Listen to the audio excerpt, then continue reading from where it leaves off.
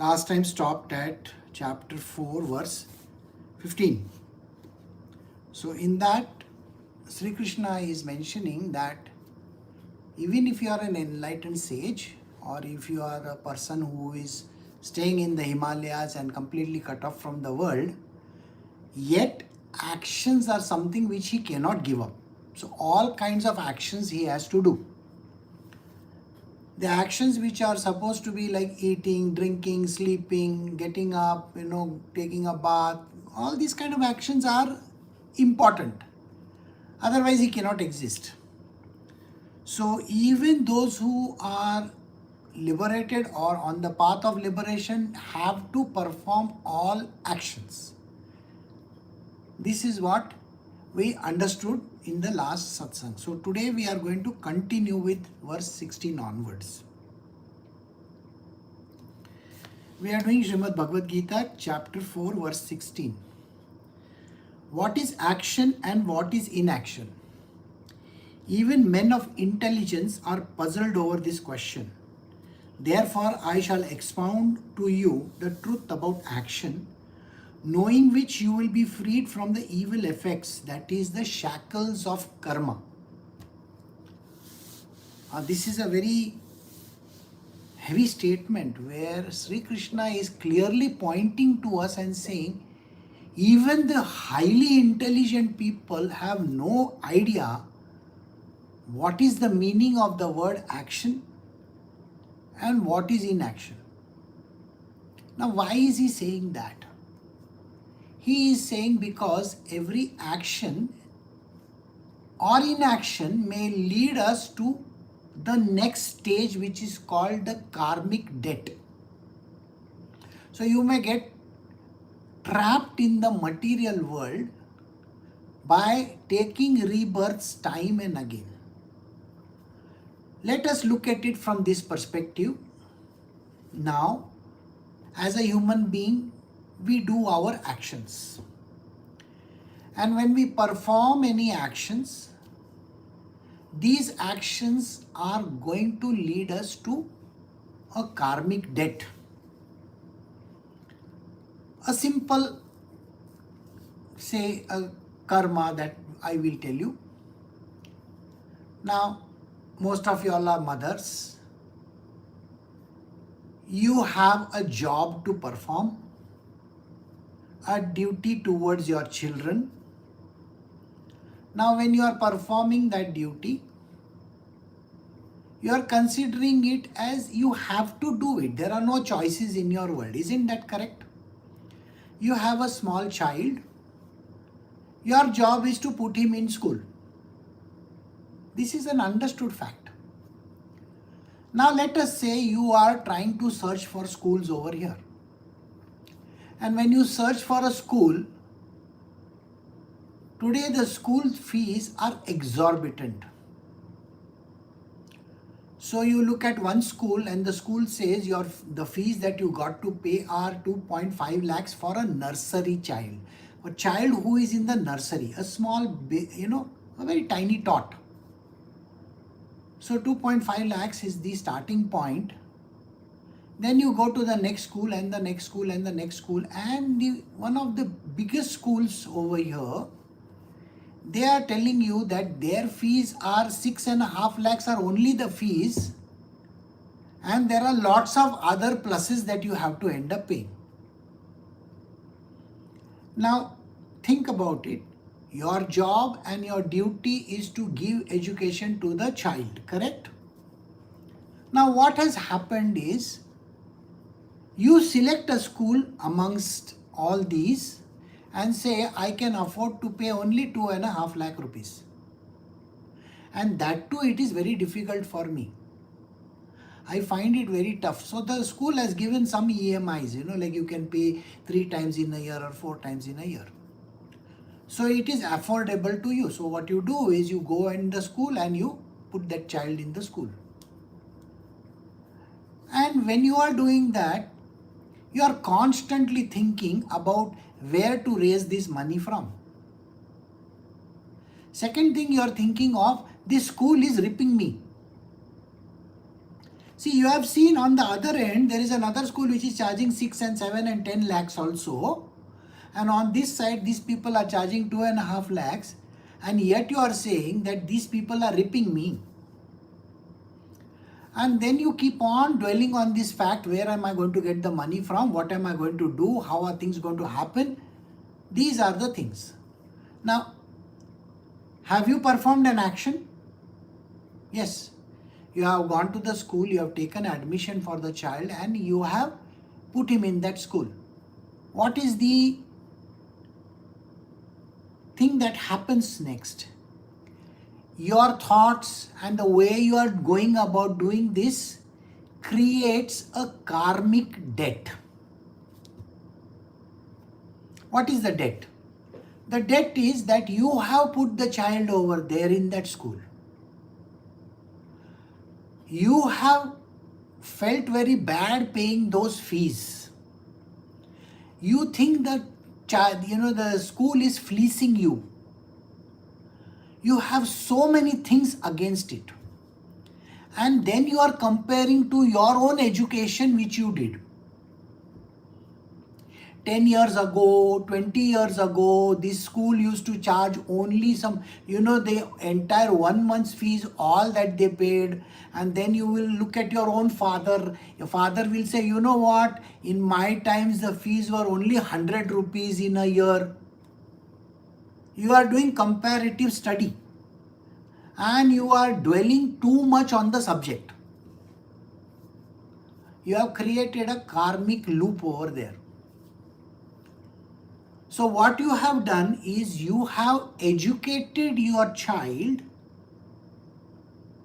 with an idea that you are educating him. And you have to become so, like you have to spend so much of money. You are kind of doing a favor to the school and to the child and to the world.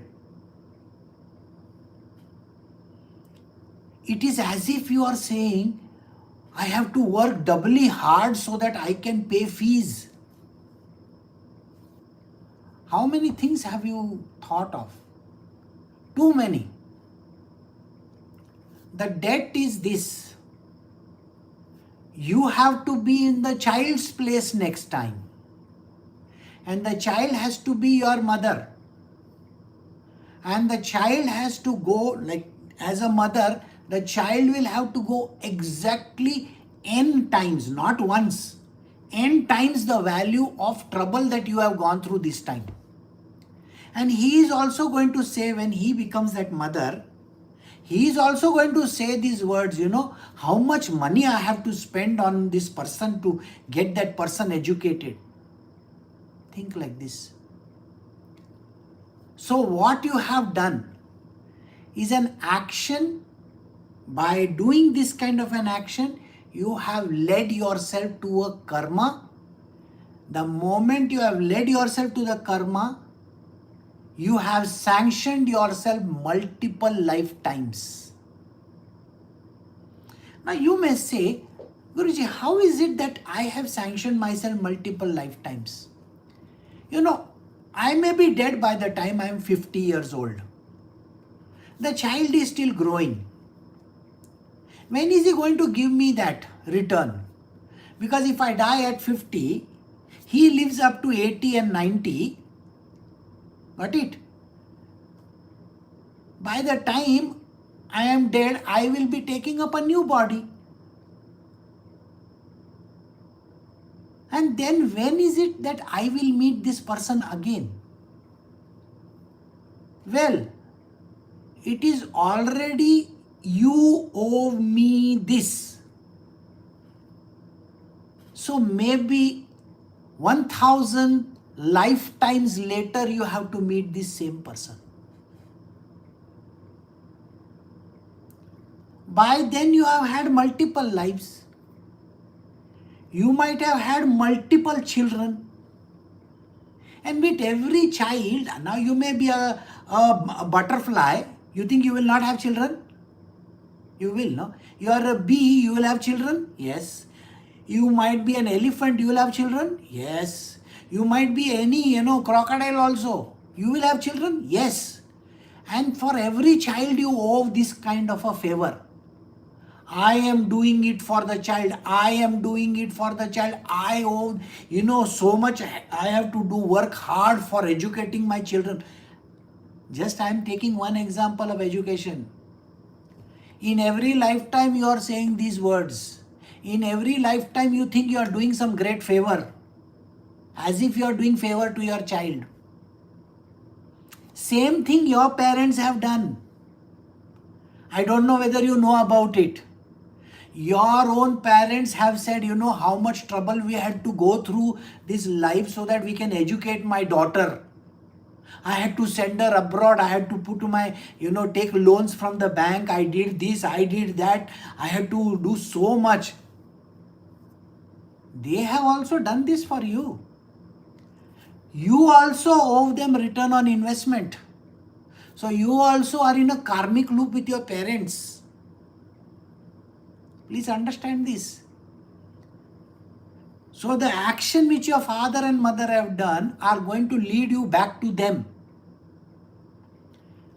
This is one example of parents and children. Now think about your husband. You owe so many things to your husband. You think you are doing some favor to him and he thinks he is doing some favor to you. He doesn't even get up. I have to serve him everything. He never goes to the kitchen. Now you may be thinking these few things. He is thinking, my wife is so useless, she doesn't even work. My wife is so useless, she doesn't even get up in time. He is thinking like that. Every time I have to tell her 10 times before she understands what I am speaking. She never listens to me. You are saying the same about your own husband. I don't know what idiot I got married to. I was such a good looking girl, I could have got married to anybody in my life. Have you heard this statement many a times being said? Everybody is regretting. Everybody is thinking that, why did I do this? Why did I do that? Why did I have my child also? The thought itself comes to you, oh, my child is a mistake. It's such a painful existence. I brought him up. Now every day I have to take care of him and her. Why do I need to do that? It is such a painful journey. My husband doesn't even participate in that. He goes to work and finished. I have to take the homework. I have to take him to school. I have to do hundreds of things. Even cook for him. I have to take out his poop, everything. He doesn't do anything. Oh my God. Are you doing an action for which you are thinking that somebody else should have done it? So your expectations are there. From the child you have expectation. From your parents you have expectation. From your husbands you have expectation. From the world you have expectation. My sister-in-law, she should do this. My brother-in-law should do that. My brother should be like this. My sister should be like this. Oh really? Now, this is the reason why Krishna says, you really do not understand what it means by action. See, what is action and what is inaction? Even men of intelligence are puzzled over this question.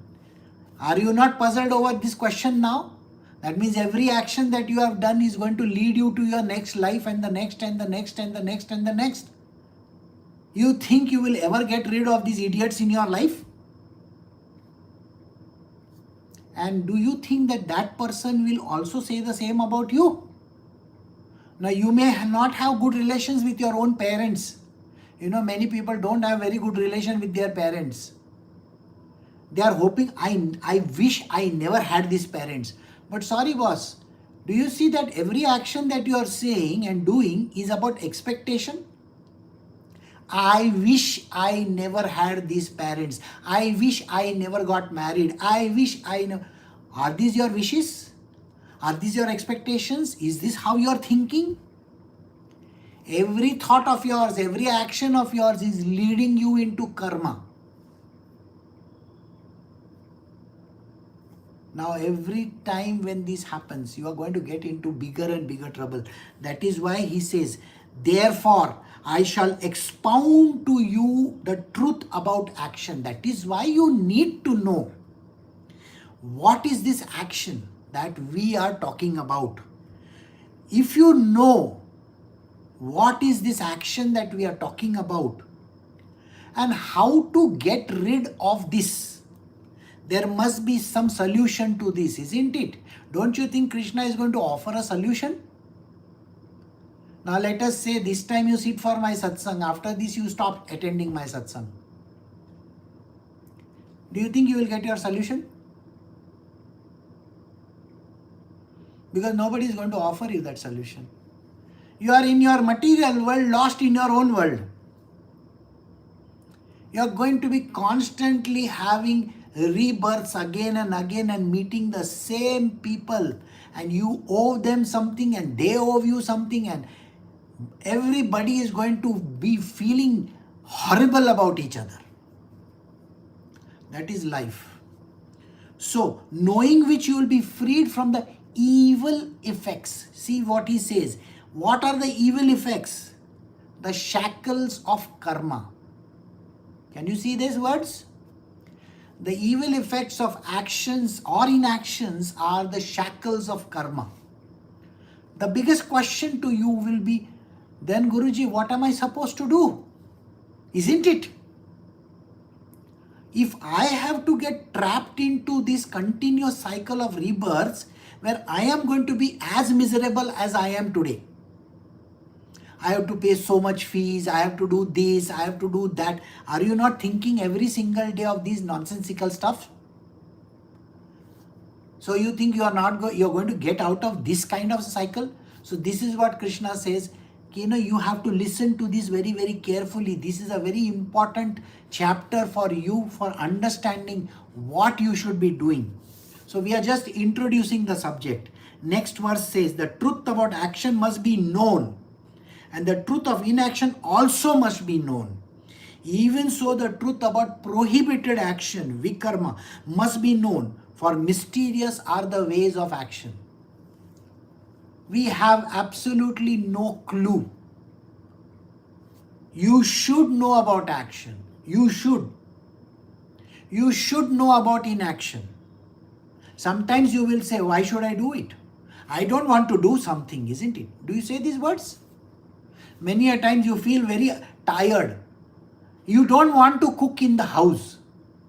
You say, why do I need to cook? We'll eat yesterday's, day before yesterday's, or I'll just order online. Why do I need to cook? Oh, one day I can get up at 11 o'clock because it is Saturday or Sunday. Holidays are there. Why do I need to get up in the morning? You have seen your own mother and father do this to you. They have never cared for you. You are doing the same to your children. What good food are you giving them? Are you getting up in time? You are getting up at 10 o'clock and 11 o'clock. They are also getting up at 10 o'clock and 11 o'clock. What habits are you inculcating in a child? Don't worry. All this is going to come and bite you very soon. This is something which people don't understand. Laziness, inertia, tamas is going to ruin not only your life but your child's life as well. Same thing they have done, your parents have done to you. You see, if you are getting up at 10 o'clock in the morning or 11 o'clock in the morning and sometimes I feel very lazy, I don't know why do I have to do. Today I will not even cook. I will just close my door and just go to sleep over there. Have you said these words? You know what you have done? You have disrupted the way of life. You don't understand the implications that are going to be there in your life after this. The karma is always happening this karma will come back to you. You may have not cooked for your child for 2 days. In the next life, your child will not cook for you for 10 days. You are going to be that child and your child is going to be the mother. He will also, when he is the mother, he is going to keep on becoming lazier than you. Because as we progress into this yuga, we are going to be inundated with a lot of tamasic things. Do you agree with this or no? It's going to come and bite you also. Please understand these statements. The more the lazy you are, the more the kind of cribbing that you do, the more it is going to come and bite you. I don't care about it. Whether you do or you don't do is none of my business. My job is to teach. I am not going to come and wake you up in the morning. I am not going to come and do, cook in your house. When you are in the Gurukul, when you are in the ashram, those who have stayed over here, I challenge you to tell me, have you in your entire stay ever seen the breakfast not being served at 5:50 in the morning? The lunch being served at 12 o'clock in the afternoon? Every activity is done in clockwork precision. Even if I am dying, I will do it. That's the kind of discipline you need to have. Sri Krishna is explaining what is action, what is inaction, and what is called prohibited action. When I said these words, why are you getting up late? I don't care about it. Please remember this. That is called prohibited action. What is it called? Vikarma. You are performing vikarma. You are not cooking. You are not taking care of your children. You are not sending them to school. You are saying, okay, pack whatever that is there and let them go. You are thinking it's a big thing that you have to drop them to school or you have to bring them back. And you think people owe it to you. This is vikarma. This is called prohibited action. You have been put in the position of a mother. A mother's job is to do what she is supposed to do. There is a job, there is a functionality, there is a, something which is called the duty. And the child's duty is also there. You may think the child doesn't have duty. No. The child's duty is to be a good education. He has to get good education. He should be very good in his studies. He should be very diligent in the work. But if you are going to set an example to him, doing your work whenever you feel like, sleeping whenever you feel like, getting up whenever you feel like, your child is going to learn from the same idiotic mother. Understood? Like you have learned from your mother. What is the big deal that she has taught you? Has she ever taught you who is God? No. Here is a selfish woman and a selfish man in your life. They have only cared for themselves. And for them, you are a mistake. And for you, your child is a mistake. I have heard this sentence so many times in my life. Let us say it's not a mistake. Then why are you thinking that you owe something to the child? It's your duty. There's a difference between doing your duty. You ask yourself this question. If you are stopped in the middle of the road by a policeman, and instead of taking a challan, he is taking 500 rupees from you. Rajama?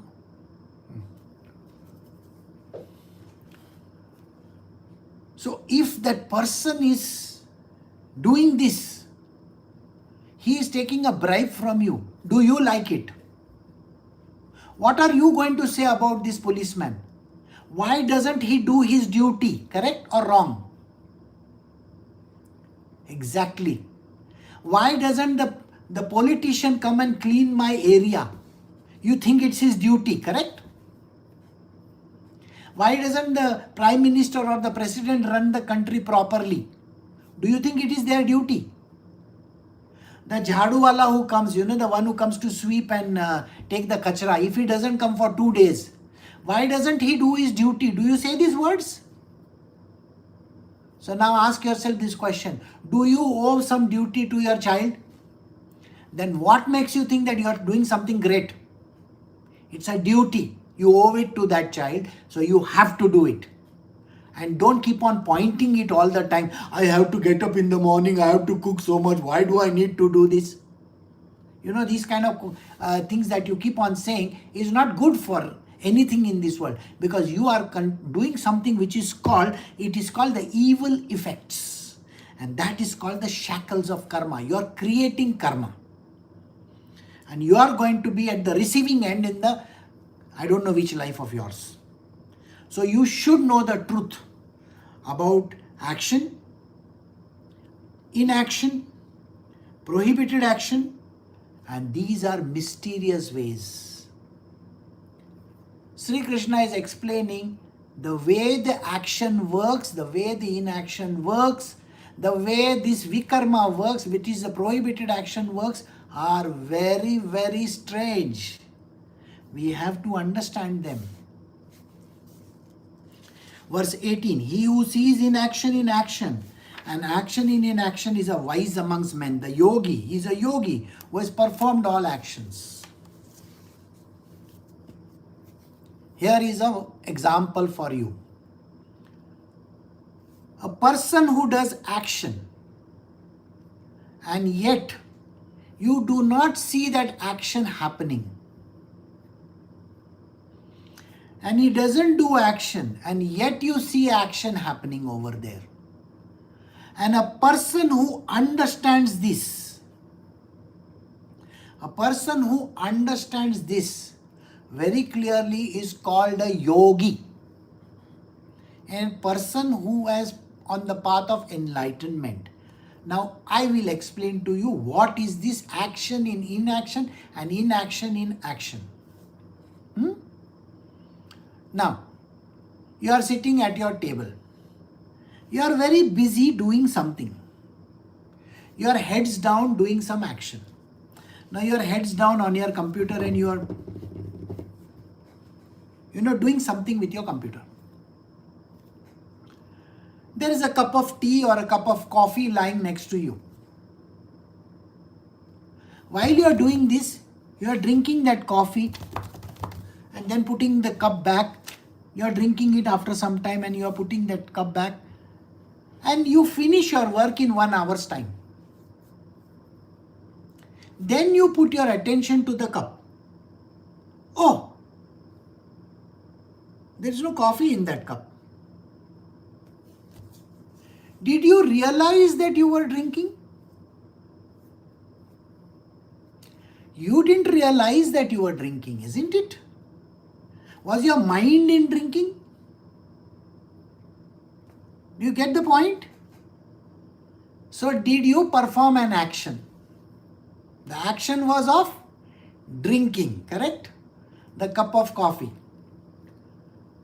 This action which you performed without your mind into presence, it happened naturally, is called inaction. It's a simple example for you to know. When you do certain things in automation, like a machine, where the machine is actually not saying I am thinking. Got it? It's a simple explanation for you to understand naturally occurring actions which happen naturally are called inaction. Did you understand this statement? These actions which happened, because they do not constitute action, they are devoid of evil action, evil. So there is no karma attached to it. What is it? There is no karma attached to it. Now I will give you something which is different. Let us say you are sitting on the table again in front of your laptop. You are focused in your work. Suddenly there is a mosquito coming around you. You know those fruit flies. Small fruit flies are roaming around. And then this fruit fly goes and sits on your cup of tea or coffee. And then while it is drinking, you can see it, you are looking at it, and you do, you blow it away. While blowing it away, the fly falls in that cup of tea or coffee. All your attention is drawn there, yes or no? Yes. What is the thing that you are saying just now? Oh, poor fly, it fell in that coffee. Many people will throw that coffee. Some of them will drink it. First they will remove the fly from it and they will throw it away and then they will drink it. Is that correct or wrong? Now, the strangest part of it is, when you were blowing it, were you blowing with an intention or with an idea that you want to push it away somewhere? Yes or no? You are trying to save that fruit fly, right? But the fruit fly fell in that coffee and died because it was hot coffee. Immediately your thought is, oh my God, either I have to throw this or the poor fly died, so sad. Whichever thing that you are doing, or it just fell in, you may say, oh, I was just trying to push it away somewhere.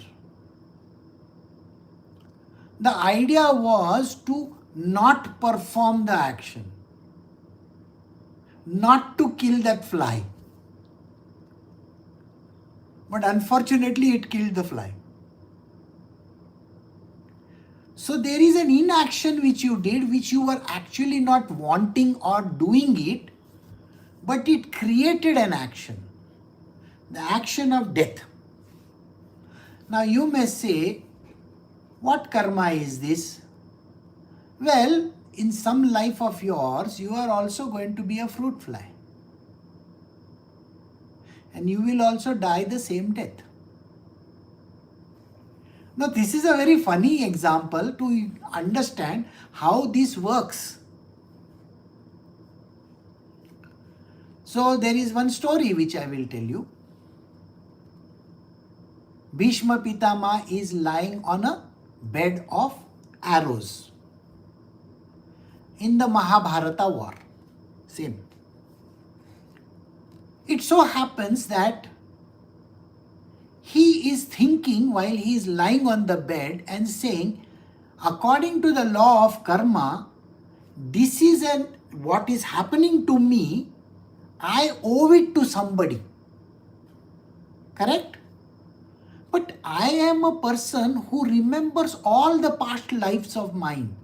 Why do I need to get into this trap of sleeping on a bed of arrows? Let me ask Sri Krishna about it.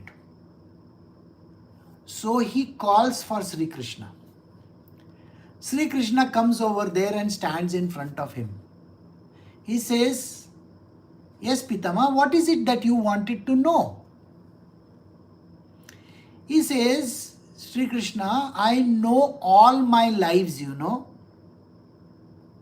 I have never done this wrong in my life, that today I have to sleep on a bed of arrows like this. It is a painful existence, you know that, no? According to your law of karma, If this is a return on investment, why do I need to get this thing? So Sri Krishna says, but the law of karma is valid, you know that, no? He says, now prove it to me that I have done something wrong like this. So Sri Krishna says, okay. And then he tells him to remember his very past life of his, where he was a king of a country. He says, yes, I remember everything that happened in that time. Then he says, do you remember you had gone to the jungle to hunt? He says, yes, I remember that also. Do you remember while riding the horse, one chameleon, you know, that small creature which keeps on running hither, thither, changes color. So it was running on the road and you did not want your horse to kill it because the hooves would have fallen on it and it would have died under your horse. Do you remember this incident? He says, yes, yes, I remember this incident. I saved that creature, you know. Yeah, of course, you saved the creature. You lifted him and you put it on the side of the road.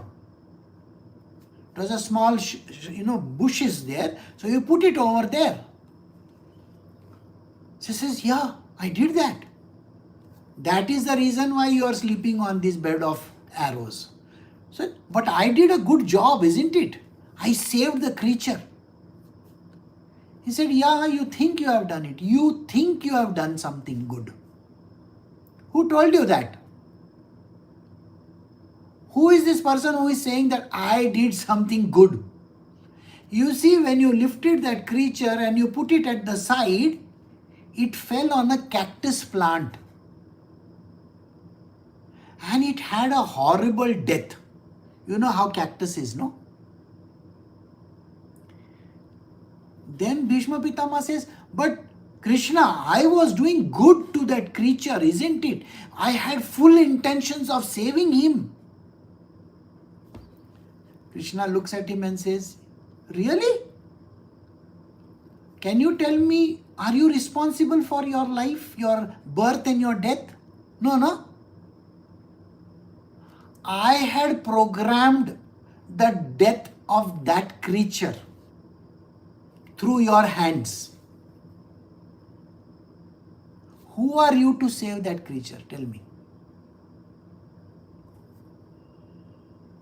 He says, but isn't saving somebody a great thing? A sattvic act? No. If the death is destined, and if the death was supposed to happen under the hooves of your animal, that is the horse, who is this great person that is trying to save this creature? Please tell me this. It is your ego which is talking that I saved it. Naturally, that is the karma you owe. And that is why you are sleeping on this bed of arrows. I hope you understand this, how karma comes back to bite you. Exactly in a similar fashion, right? So this story will tell you something about karma. How any action will lead you towards karma.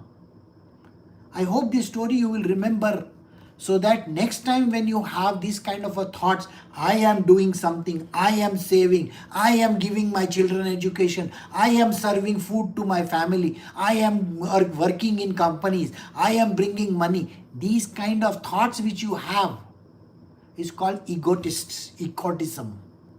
Now this egotism is going to lead you down the path of karmic loops. And that is what he says. So if you understand these verses, if you understand what is action, what is inaction, then you will know that there are certain things that you need to understand before you get trapped into this cycle of rebirths. We will do one more verse today, so you will get slightly some understanding. So we are doing verse 19.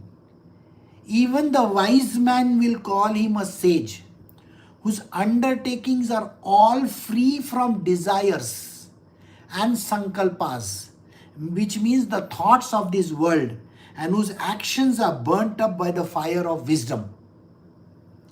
Here is the first answer. By the way, there are many answers. You have to wait for those answers next time. But this answer I will give you before we close for the day. The wise people will call him a sage. You can be the sage if you wish to. Sage means a person who is wise enough, who is intelligent enough. When it is free from desires. What are the desires? I wish my child gets good education is called a desire. I wish I can grant him all the wishes in the world. I will buy him cars, motor cars, cycles, this, that. Every shop that I go, I want to buy him something. I want to give my daughter the best of the, things in the world. Is it called a wish by any chance? Yes. Then he says, the sankalpas of this world. What are the sankalpas? Oh, I seen the neighboring kids, They are going by BMWs to, drop their kids. I also need a BMW. Isn't it a very funny thing? You want to keep up with your neighbors and some other children? Really? So you are thinking, oh, I didn't get education when I was a kid, I always wanted to join Harvard. I wanted to do MBA. I wanted to be here. I want to go there. I want to go to USA. And maybe, for me it was so difficult. Is it called a wish? Is it called a sankalpa of the world? So any action that you do, so you are putting your child in a school so that I wish he gets good education. Really. Think about Ramanujam, the great mathematician. Think about Isaac Newton. Think about some of the greatest of the people in the world. Do you think they went to fancy schools by any chance? Can you name one child who has become somebody really fabulous or fantastic in this world? I don't think you can name anybody. You can name top 10 institutions of this world and say, has anybody become a president from this particular institution? Answer is no. A Nobel Prize winner? Answer is no. Somebody really great in this world? Answer is no. Swami Vivekananda? Answer is no. Do you get what I am saying? Your thought process is like a middle class mentality. What is it? A middle class mentality. I have to give chocolates to my children. Does a middle class person think like this? 100%. You are a middle class person. You think like this. I want you to understand. Do you think that that child which is a super genius is thinking of eating chocolates? I don't think so. Do you think he wants to join some, classes or something like that? I don't think so. Do you think he's interested in BMWs of this world? I don't think so. These people are not even thinking of it. Some of the greatest of the people don't even have 1 rupee in their pocket. I hope you understand these statements. You have been trained to become a middle class average human being who is going to be trapped forever into cycle of rebirths. Get out of this mentality of yours. Stop being middle class. I hope you are getting it. Please remember one thing. Don't try to emulate idiots around you. Copy them. Oh, they are doing this, that is why I also have to do.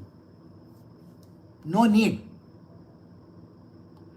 Your child can go to a municipal school also, but he can become a super genius. Is that agreed?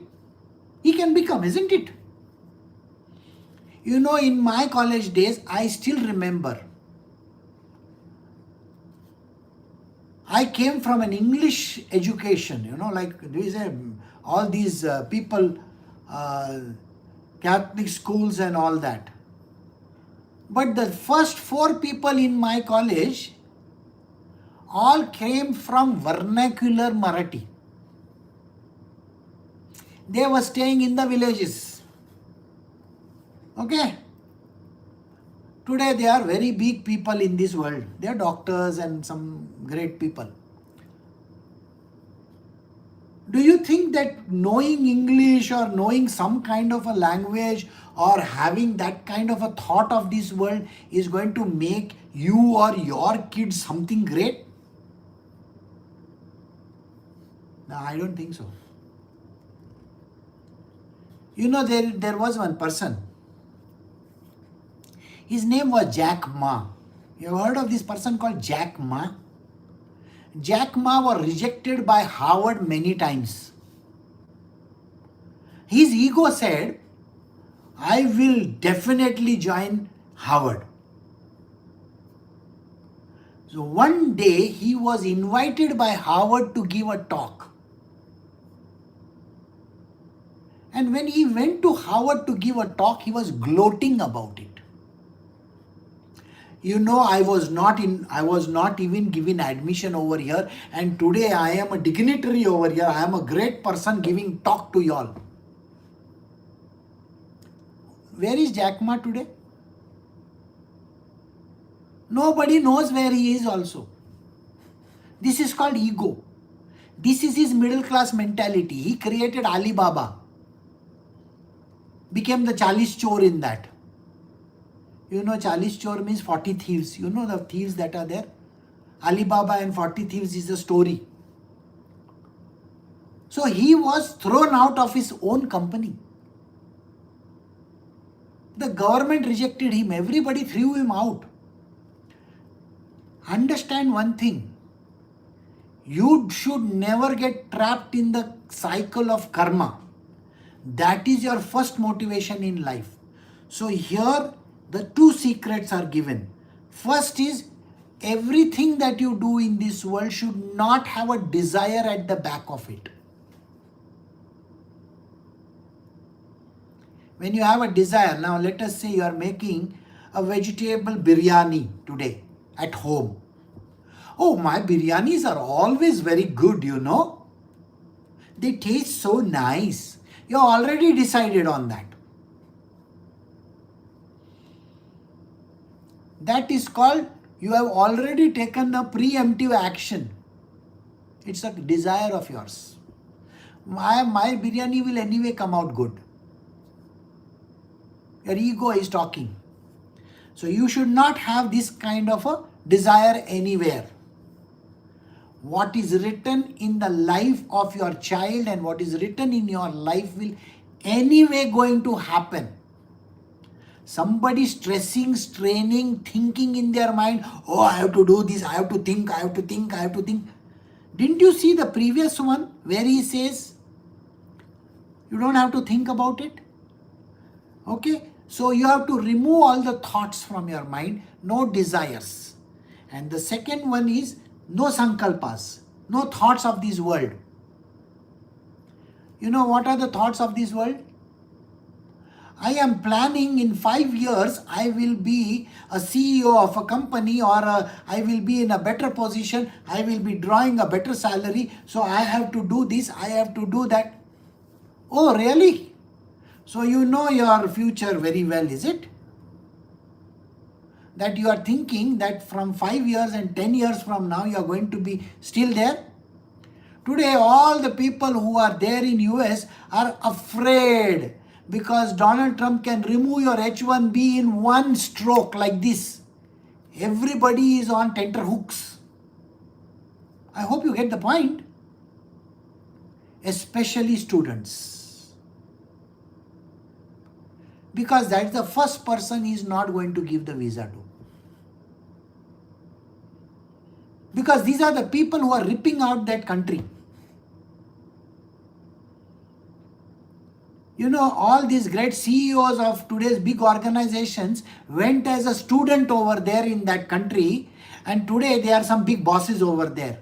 What have they gained in their life? Ask this question to yourself. One person has an autistic child. Do you think that autistic child, even after spending millions of dollars, is going to become okay? I don't think so. What happiness do you think by going to USA he got? Was there a desire in him? Yes. So any action that you do with desire is going to be disastrous to the person. I am going to win the war. Never going to happen. Because you are already talking too much about your end results. Never discuss like that. Second, sankalpas of this world. You know, I got to put this money aside and this money aside. I will be now, I have to plan for investing in this place. I will buy one property in India. I will do this over here. Really? Do you know this is called the thoughts of the world? A person says, I will put aside this money so that I can have a better retired life. So there is this person, he is still abroad, sending money every month, and the wife is every day, who is in India with the children, is thinking, I wish I am dead. Because I have so much work to do. I have to look after my 2 children. I have to look after my parents. I have to look after my, in-laws also. I have so much of work to do. And every time when my money is sent from abroad, that money goes where I don't even know. What happiness am I getting? Oh, the only happiness that I am getting is I have a dog. This is how this woman is thinking. When you have the thoughts of a material world, of the sankalpas, the thought of the world, I will have money for my, retired life. I'll do this, I'll do that. Don't have those thoughts, please, because it's never going to happen.